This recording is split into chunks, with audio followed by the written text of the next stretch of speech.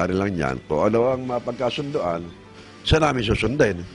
Kailangan magkasundo rin kasi matagal na panahon naman na pinaglalaban yung lugar na yon. At ano man ang maging kasagutan nila o maging kasunduan, agree pa rin tayo doon sa mga ganung bagay.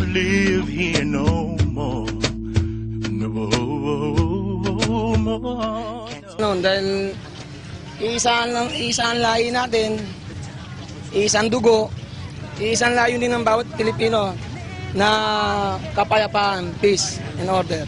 Nakakabuti ito para sa aking anak kasi wala nang gulo. Tapos magkakasundo na tayo mga mamamayang Pilipino, Muslim man o Kristiyano.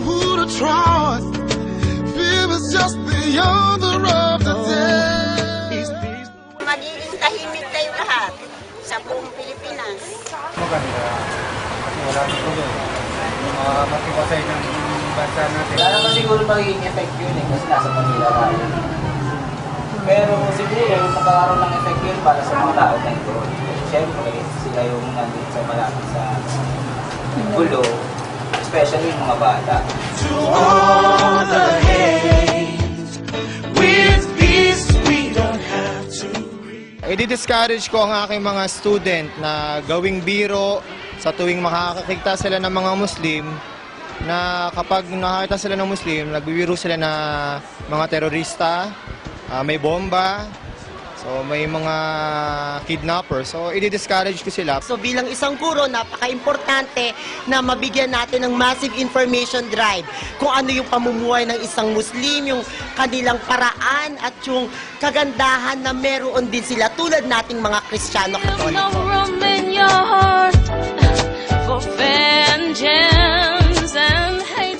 Maganda naman ang kalalabasan kung bawat isa susunod sa pinag-usapan. Kasi minsan, ang pag-uusap kasi nababaliwala kaya walang kinakahinat ng maigi o maganda ang pinag-usapan.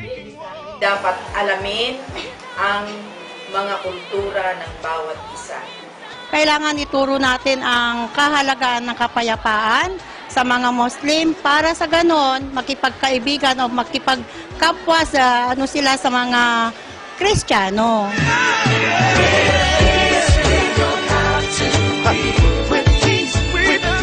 Ang mailarawan ko lang ay hindi talaga maganda at magulo dahil talagang hindi magkasundo ang Muslim at saka ang Pilipino. Pero wala na tayong magagawa doon dahil saan ba natin sila ilalagay? Nakikisama naman sa paresang pag-uugali ng Tagalog naman sila ngayon eh.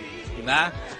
Sila man mismo ay namumuhay ng tahimik maliban lang sa mga arrogante.